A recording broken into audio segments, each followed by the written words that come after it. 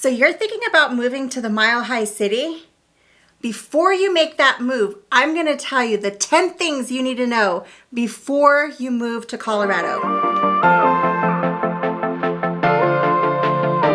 Well, there's a few things that you should know about this town. I'm Estrella Gallegos with eXp Realty, and I'm going to tell you the 10 things that you need to know before you make the plunge and make the move to Colorado. Denver has over 245 sunny days a year, and Florida has 101. How does it make sense that we are not called the Sunshine State? But it does snow in Denver, right? It really does. We have some very mild winters. Yes, we do get the occasional snowfalls and dumps, but at the end of the day, it rarely stays for the end of the day. When I was in college, I used to take the bus, the public transit, because I went to school downtown, and I got on the bus. It was 60 and sunny, and I was wearing my cute little dress, ready to slay the day and do my best in college for the day. I go into my classes, and by lunchtime, it was dumping on me. There was snow all over. I definitely was not dressed for the occasion. So I had to head over to the 16th Street Mall, buy myself a coat, a pair of pants, and some gloves so that I didn't freeze to death on my way home that afternoon. But what's really interesting is the very next day, it was sunny and 60 degrees again. So it really doesn't last very long. Our weather shifts so quickly. There's that grand old saying that I'm sure is said in a lot of other places, but if you don't like the weather, just wait 5 minutes.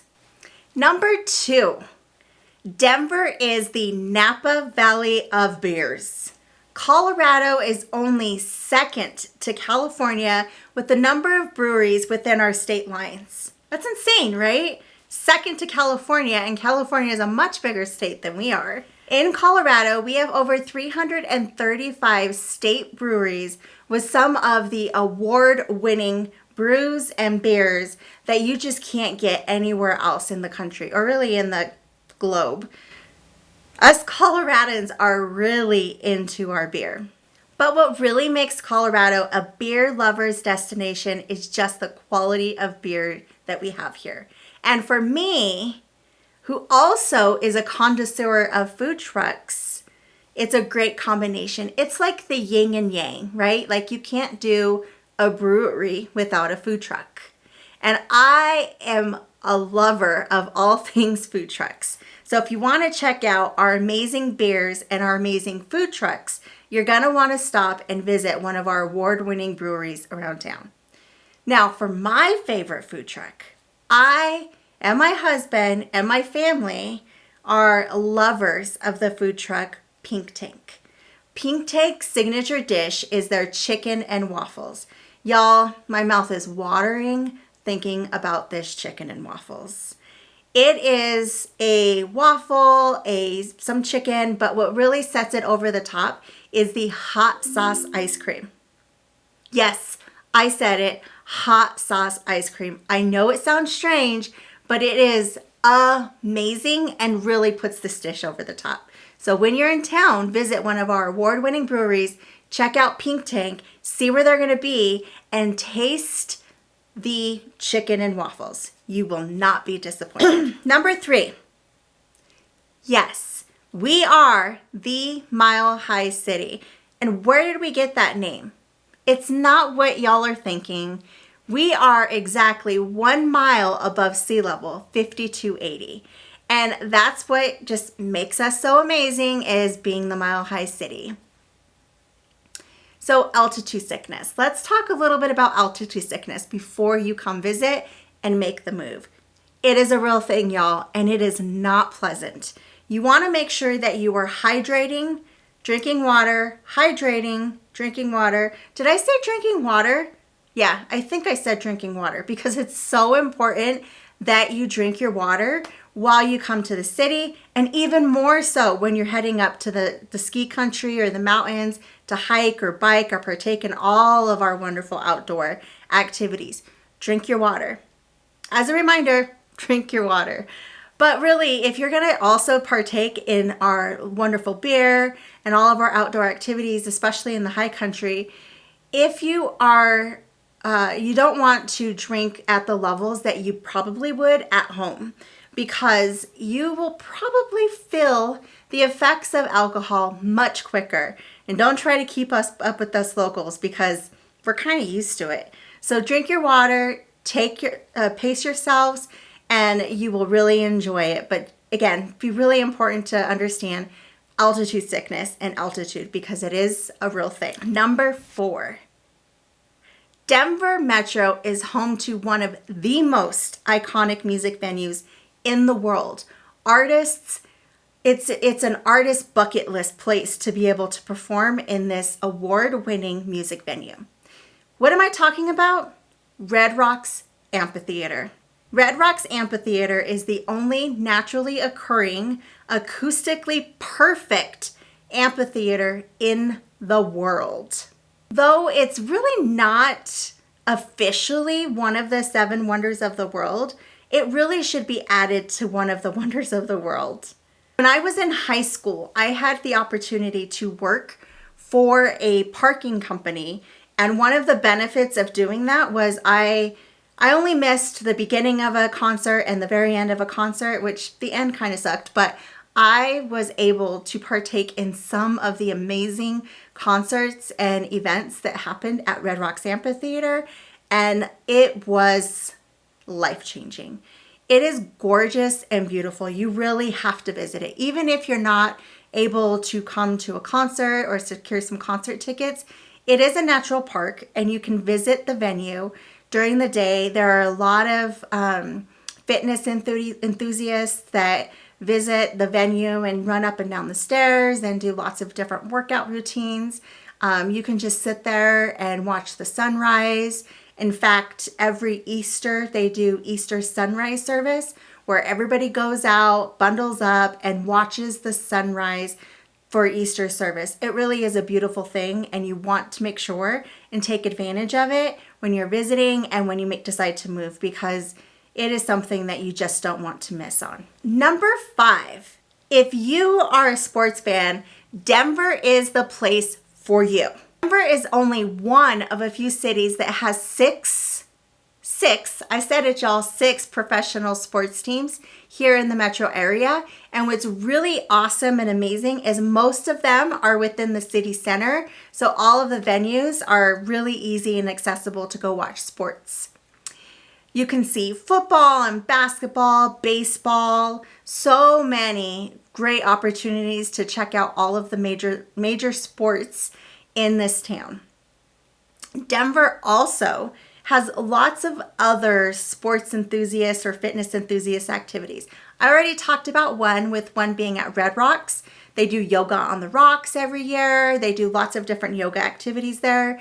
They also have lots, not Red Rocks, but in Colorado, there are lots of different fitness events, biking events. There is the Colfax Marathon. Colfax is one of the longest continuous roads in the country. So they do a Colfax Marathon every year. We also are home to over 90 golf courses. So with the many, many days of sunshine that we have here in Colorado, you have an opportunity to take advantage of all of the golf and outdoor activities, so much more than you can in any other town or city where you can get all 4 seasons. And in the winter, there's snowboarding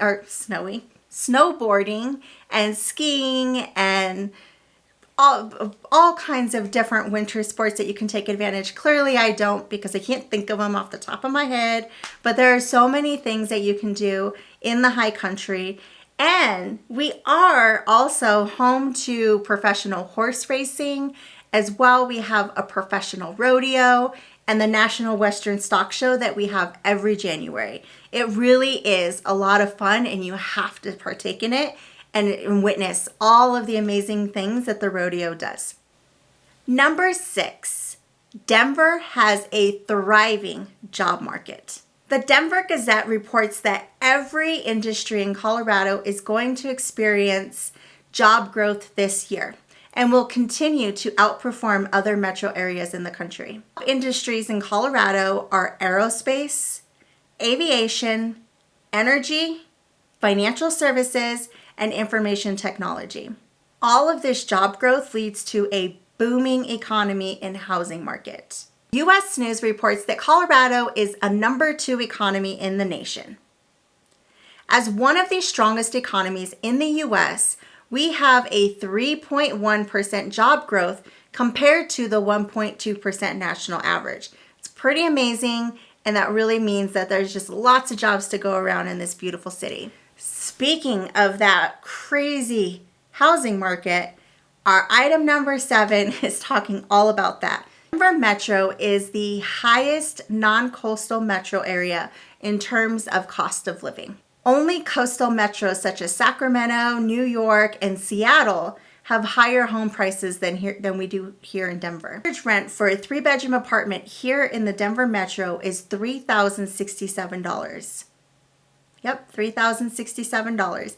And the average home price in the Denver metro area is $615,000. Don't let that scare you, y'all. I know it's cray-cray and I know it sounds really expensive, but as an expert in the Denver metro area and all things that are happening in the metro area, I happen to have the skinny on a lot of metro adjacent communities, new master plan communities, and different areas. And I'm actually going to link one of those communities that's on the East Metro side, where you can find something that's very affordable and actually a lot nicer sometimes than what you find in the city.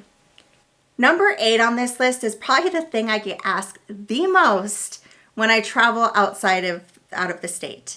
And yes, Colorado was the very first or one of the first states to legalize both medicinal and recreational marijuana use. We are a 420 friendly state. Now, not every place is 420 friendly, like different hotels and Airbnbs. You definitely want to make sure that you find someone or a place that allows for such, because it's just like regular smoking cigarettes. Not all places allow smoking in those venues and locations. Despite what people think, there are not a bunch of potheads and people walking around high all day long. That's just not what it's like out here. Yes, there are a lot of people who partake in 420 world. However, not everybody does. And just like I mentioned, not all venue or location allows smoking in general in their venues. So you do experience it probably more than you would in other states, but it's not as prevalent as you might think it would be.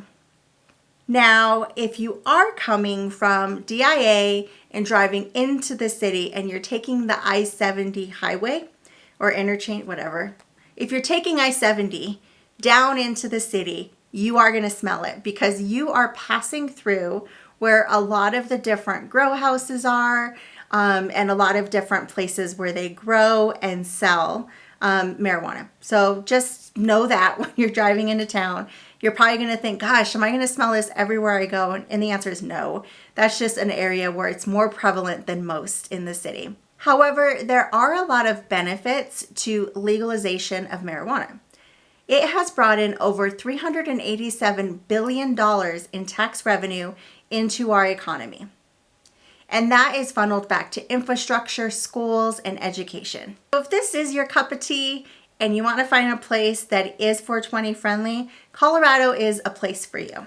A lot of times people think just about the outdoor activities that Colorado has to offer and not about all of the wonderful indoor activities that the Denver Metro, Colorado has to offer. Number 9, I'm going to tell you about all of the great indoor activities or events that you can partake in when you come to the Denver metro area. You might be surprised that the Denver's art scene is actually quite incredible. On top of having the Denver Art Museum with massive permanent collections of artwork, you can spend days, literally days, exploring all of the artwork in that museum. But they also have First Friday on Santa Fe Art Walk. It's an entire art walk where different artisans from lots of different mediums that they show their artwork, and you get to try different food and listen to great music. on Friday. It's a really great event, and it's beautiful because it's a lot of artists all the way from small to very mature and well-known artists, and you can partake in their and purchase a lot of their artwork. So unlike the Denver Art Museum, where you just go and you get to admire all of the beautiful pieces in the museum, at the Santa Fe Art Walk, you have the opportunity to both admire and purchase art pieces that just really catch your heart and mind, and it's just something you must have in your home. Modern art, you're going to want to head to the Museum of Contemporary Art, and it has rotating exhibitions. And they have a combination of art and live musics, and sometimes you can even find an underground DJ at the museum's Lookout Club on Fridays. And anyone with a flair for abstract expression will enjoy the Clifford Still Museum. So you can see those are just a sampling of how artistic Colorado Denver Metro is. And that's just a small piece of some of the indoor activities that you have an opportunity to partake in. Number 10, Denver Metro really is one of the best places to live and grow.